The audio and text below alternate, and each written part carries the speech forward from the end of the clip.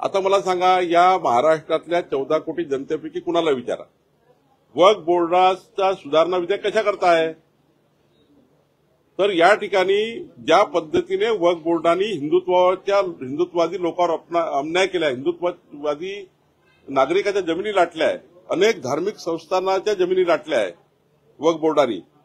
आता हिंदू धार्मिक संस्थानाच्या जमिनी लाटल्या वक्फ बोर्डाने, त्या जमिनी हिंदू नागरिकाच्या नाही, हिंदू संस्थानाच्या आहेत.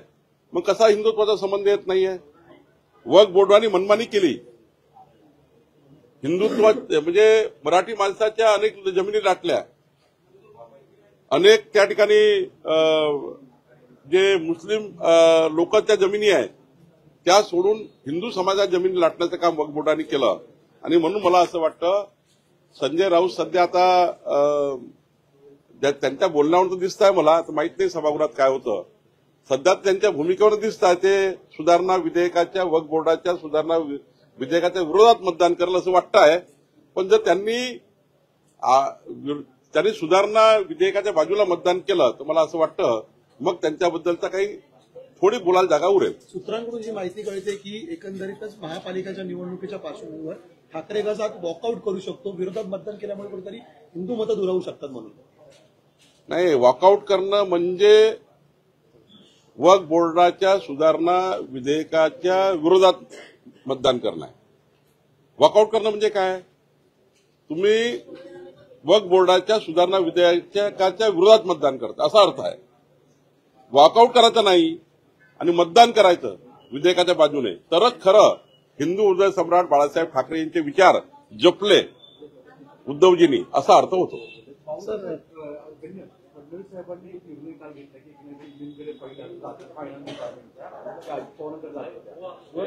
निर्णय घेण्याचा उद्देश काय? नाही, मला माननीय मुख्यमंत्री महोदयांनी घेतलेला प्रत्येक निर्णय योग्यच असतो. त्यांनी घेतलेला निर्णय महायुती करता महत्वाचा असेल म्हणून माननीय देवेंद्रन तसा निर्णय घेतला असेल. सर्वोच्च न्यायालयाने सरकारवर ताशेरे ओढल्याचं मालगुडे साहेब, सर्वोच्च न्यायालयाने सरकारवर ताशेरे ओढले, नपुंसक हा शब्द वापरलेला आहे.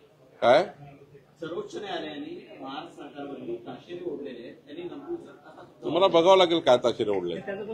पुण्यातील भूमाफियांसंदर्भात काल एकूणच अंजली दमानियांकडनं तुमच्याशी संपर्क साधला होता. काही शेतकरी आले होते, आज बैठक आहे. नेमकं कशा प्रकारे या संदर्भात निर्णय अपेक्षित असणार? अंजली दमानियाजी यांचा काल मी बाईट ऐकलं आपल्याच मीडियाच्या माध्यमातून, आणि मग 5 वाजता संबंधित तक्रारदार शेतकरी माझ्याकडे आले. मी 3 तारखेला 7 वाजता म्हणजे उद्या 7 वाजता ती बैठक आयोजित केली होती. पण अंजली ताईला मी फोन केला की तुम्ही बैठकीला या, कारण तुम्ही आल्याशिवाय काही त्या विषयाला न्याय मिळणार नाही. त्या 3 तारखेला मराठवाडा दौऱ्यात असल्यामुळे त्यांनी सांगितलं की आज 7 वाजता त्या माझ्याकडे येणार आहेत आणि त्यांच्यासमोर ती बैठक होईल. जर पुण्यातल्या अत्यंत महत्वाच्या जमिनी आहेत, त्या जमिनीमध्ये गैरव्यवहार, भ्रष्टाचार आणि त्या जमिनी लाटल्या गेल्या असतील तर निश्चितपणे महसूल प्रशासन त्यावर कारवाई करेल. पोपटराव घनवट यांचं म्हणणं आहे की माझा या संदर्भात काही संबंध नाही आहे. एकूण त्यांनी जे आरोप आहेत जमिनी लाटल्या संदर्भातले ते नाकारले आहेत आणि कुठेतरी अंजली दमानिया म्हणतायत की हा सगळा संबंध धनंजय मुंडे यांच्याशी आहे आणि आर्थिक सगळ्या कारभार यामध्ये दिसतो. नाही, मला आता प्राथमिक बैठक आहे, त्या बैठकीत काय निष्पन्न होतं, त्यानंतर कुठल्या प्रकारची चौकशी लावावी लागेल ती माननीय मुख्यमंत्र्यांशी मी बोलेल. कारण मी जे काही प्राथमिक वाचलं आहे त्याच्यामध्ये दिसत आहे काहीतरी भ्रष्टाचार झाला आहे, शेतकरी न्याय मिळाला नाही तर आत्महत्या करू असं त्यांनी मलाही सांगितलं. आता आत्महत्येपर्यंत शेतकरी गेले आहेत, काहीतरी त्याच्यासोबत अन्याय झाला आहे, अत्यंत आर्थिक दुर्बल शेतकरी आहेत. आणि अंजली दमानियाजीने जर एखादं प्रकरण मांडलं आहे त्यात काही तथ्य असेल, म्हणून मला असं वाटतं की एकदा मला 7 वाजता बैठकीनंतर मी यावर विस्तृत बोलू शकेन. केंद्रीय गृहमंत्री अमित शहा यांनी बिहारमध्ये आता महाराष्ट्र पॅटर्न राबवण्यासंदर्भात आदेश दिलेले आहेत. महाराष्ट्र पॅटर्नचं देशभर कौतुक केलं जाते, तुमच्या नेतृत्वाखाली हा पॅटर्न राबवण्यात आलेला होता. माननीय अमित भाईंनीच आम्हाला कसा महाराष्ट्र पॅटर्न असावा असं 21 मुद्द्यावर आमचे वर्ग घेतले होते. माननीय अमित भाई स्वतः 4 विभागामध्ये 7 विभागामध्ये 7 बैठका घेऊन त्यांनी आम्हाला 21 मुद्द्यावर काम करायला सांगितलं होतं. बूथ मॅनेजमेंट कसं करायचं, बूथवर 51% लढाई कशी जिंकायची याबद्दलचे काय काय काम संघटनेने केलं पाहिजे, काय काम सरकारने केलं पाहिजे, यावर आम्हाला त्यांनी मूलमंत्र दिला होता. माननीय अमित भाईच्याच मूलमंत्रावर आम्ही काम केलं आणि तो खरा पॅटर्न यशस्वी झाला. राज्यातील पुण्यामध्ये कंत्राटदार संघटना महसूल परिषद जी आहे ती भरवली जाणार आहे. काय दिवसाचं नियोजन असेल? 4 आणि 5 तारखेला पुण्यामध्ये महसूल परिषद आहे. सर्व कलेक्टर, सर्व विभागीय आयुक्त, 2-3 बाबीवर आम्ही त्या ठिकाणी काम करणार आहोत. जुने महसुली कायदे जे लोकाभिमुख नाहीत, जसं लँड ॲक्विजिशनमध्ये काही सुधारणा करायच्या आहेत, भूसंपादनामध्ये काही सुधारणा आपल्याला MLRC ऍक्टमध्ये करायच्या आहेत, तर त्या सुधारणावर चर्चा करणार आहोत आम्ही की लोकाभिमुख कायदे करण्याकरता जिल्हाधिकाऱ्यांनी आपापल्या अभ्यासातनं सरकारला सुचवावं की जनतेसाठी कुठला कायदा अपेक्षित आहे, कुठले कायदे दुरुस्त केले पाहिजे, कुठले नवीन कायदे आणले पाहिजे आणि महसूल प्रशासन लोकाभिमुख करण्याकरता काय काय बाबीवर लक्ष टाकलं पाहिजे, काय काय नाविन्यपूर्ण कार्य महाराष्ट्रात उभं केलं पाहिजे. माननीय देवेंद्र फडणवीसजींनी आमचं सरकार पारदर्शी आणि गतिमान ठेवण्याकरता जो संकल्प केला आहे त्या संकल्पाला महसूल प्रशासन कसं समोर जाईल याकरता आम्ही काम करणार आहोत. याकरता या परिषदेचं महत्व आहे. तर सप्टेंबर महिन्यामध्ये देशातील नेतृत्व बदललं जाईल असं संजय राऊत म्हणतायत. कारण मोदी 75 वर्षाचे होत आहेत, त्यामुळे आता त्यांनी जो नियम आणला होता त्यानुसार त्यांनी निवृत्त व्हावं असंही राऊत म्हणाले.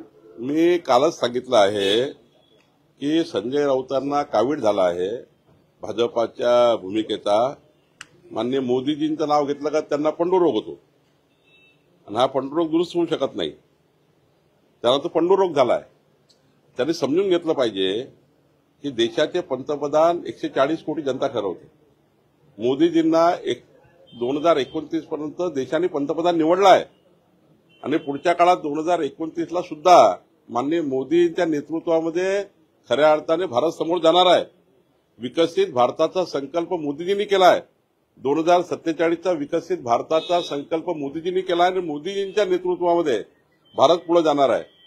आता राहिला वयाचा प्रश्न, तर मला वाटतं मनमोहन सिंगजी असेल, नरसिंहरावजी असेल, त्यानंतर अटल बिहारी वाजपेयीजी असेल. तर अटल बिहारी वाजपेयीजी जेव्हा पंतप्रधान पदावर होते ते 79 वर्षाचे होते.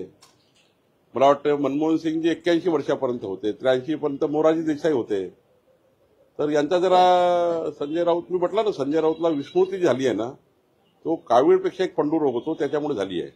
त्यामुळे तो भाजपचा पंडुरोग त्यानं झाला आहे, तर तो काही तो निघत नाही. आणि त्यामुळे मला वाटतं की तो जरा तपासून घेतला पाहिजे आणि माननीय पंतप्रधान मोदीजी यांच्या नेतृत्वातच विकसित भारत होणार आहे आणि विकसित भारत हा मोदीजीच करू शकतात असे 140 कोटी जनतेला वाटतं आणि जनता मोदींच्या मागे उभी आहे. राज्यातील कंत्राटदार संघटना कुठेतरी आक्रमक झाला आहे. 90,000ची बिलं अद्यापही पेंडिंग आणि त्यामुळे 31 मार्चपर्यंत ते निकाली निघालेली नाहीये. 4 ते 5% जी बिलं आहेत ती निघाली आणि त्यामुळे कुठेतरी आंदोलन करण्याच्या तयारीत ते पाहायला मिळतं. नाही, कंत्राटदाराचे बिलं दिले पाहिजे कारण त्यांनी कामं केले आहेत. खूप त्या ठिकाणी व्याज बसतं कंत्राटदाराच्या बिलावर. माननीय मुख्यमंत्री आणि अजितदादाशी यावर बोलेल आणि लवकरात लवकर कंत्राटदाराचे पैसे दिले पाहिजे. त्यांच्याकडनं आपण कामं करून घेतले आहेत, त्यांना बिलं दिले गेले पाहिजे. याकरता मी नक्की अजितदादाशी आणि मुख्यमंत्र्यांशी बोलेल. काही दिवसामध्ये भाजपचा स्थापना दिवस आहे. ही बैठक किती मुळात काय स्वरूपाचा कार्यक्रम असणार आहे अजेंडा? 2, 3, 4, 5, 6 एप्रिल आम्ही आता संघटन पर्वाचा अंतिम टप्पा झालेला आहे. आता आम्ही ऍक्टिव्ह मेंबरशिप 3 लाख व्हावी. आमची आता 1,45,00,000 प्राथमिक सदस्यता पूर्ण झाली. आता 3 लाख ऍक्टिव्ह मेंबरशिप आम्हाला करायची आहे.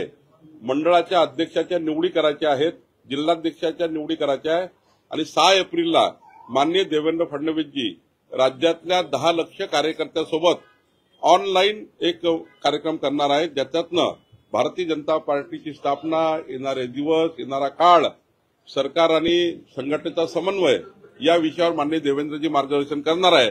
आणि आमच्या संपूर्ण महाराष्ट्राच्या भाजपानी जे या 55 दिवसामध्ये जे 1,45,00,000 मेंबरशिप केली, आता 6 लाख बाकी आम्ही 1,51,00,000 करणार आहोत. पण हे जे मेंबरशिप केली आहे याचं अभिनंदनही, स्थापना दिवसही आणि पुढच्या काळात भाजपाची भूमिका यावर देवेंद्र यांचे एक 8-10 लाख कार्यकर्त्यांशी संवाद होणार आहे. सर, देवेंद्रजींना थेट आव्हान दिलेलं आहे संजय राऊत यांनी की तुमचा दम असेल तर राहुल गांधींसंदर्भात तुम्ही बोलताय त्यांच्याच आजीने अमेरिकेला दम भरला होता आणि पाकिस्तानचे 2 तुकडे करून दाखवले होते, फाळणी करून दाखवली होती. तुमच्यात दम असेल तर तुम्हीही करून दाखवा.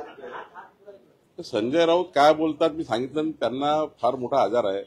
त्यामुळे संजय राऊत काय बोलतात यावर मी काही वारंवार बोलणे योग्य नाही. ते अमेरिकेत जातात, कधी रशियात जातात, कधी लंडनला जातात, कधी न्यूझीलंडला जातात, मग इंडियामध्ये येतात, मग अंदमान निकोबारला जातात, मग स्वातंत्र्यवीर सावरकरावर जातात. मग ते काय करतील दिवसभरात यामध्ये ते आजाराचं लक्षण आहे. त्यामुळे मला वाटतं त्यावर काही बोलणं फार योग्य नाही. सर, हिंदी में वक्त पे हिंदी में जानना चाहिए. देखिए, मैं माननीय प्रधानमंत्री मोदी जी का हृदय से आभार व्यक्त करता हूं महाराष्ट्र की 14 करोड़ जनता की ओर से. आज वक्फ बोर्ड का जो सुधारना विधेयक हमारे संसद में आने वाला है और ये विधेयक की ये जो कायदा आने वाला है पूरा देश इसका इंतजार कर रहा था. और ये बहुत खुशी की बात है कि आज वक्फ बोर्ड सुधारना कायदा विधेयक संसद में आ रहा है. मैं महाराष्ट्र की जनता की ओर से माननीय मोदी जी का आभार व्यक्त करता हूं. सर, लेकिन ठाकरे गुट ने अभी तक अपनी भूमिका जाहिर नहीं की है. अगर देखा जाए तो संजय राउत भी बोल रहे कि हिंदुत्व और वक्फ बोर्ड का कोई संबंध नहीं है. हिंदू उदय सम्राट बाळासाहेब ठाकरे जी अगर होते तो संजय राउत को समझाते कि वक्फ बोर्ड सुधारना कायदे का और हिंदुत्व का कितना संबंध है. लेकिन उनको समझाने वाला कोई बचा नहीं है संजय राउत को. वो अपना ही खुद ही समझते, खुद ही बोलते हैं. देखिए, वक्फ बोर्ड का जो विधेयक आ रहा है इस पे अगर उद्धव ठाकरे जी ने मतदान किया तो हम समझेंगे कि थोड़ा सा तो भी कम से कम स्वर्गीय हिंदू उदय सम्राट बाळासाहेब ठाकरे जी का विचार उद्धव ठाकरे जी के मन में अभी भी है, ऐसा समझेंगे. अगर उन्होंने खिलाफ मतदान किया या वॉकआउट किया तो समझेंगे ये लोग हिंदुत्व के खिलाफ है. और ये लोग वोट बैंक की राजनीति के लिए, मुंबई कारपोरेशन चुनाव जीतने के लिए और उसके लिए जो वोट चाहिए उसकी राजनीति के लिए वक्फ बोर्ड का सुधारना का विरोध कर रहे हैं, ऐसा हम समझेंगे.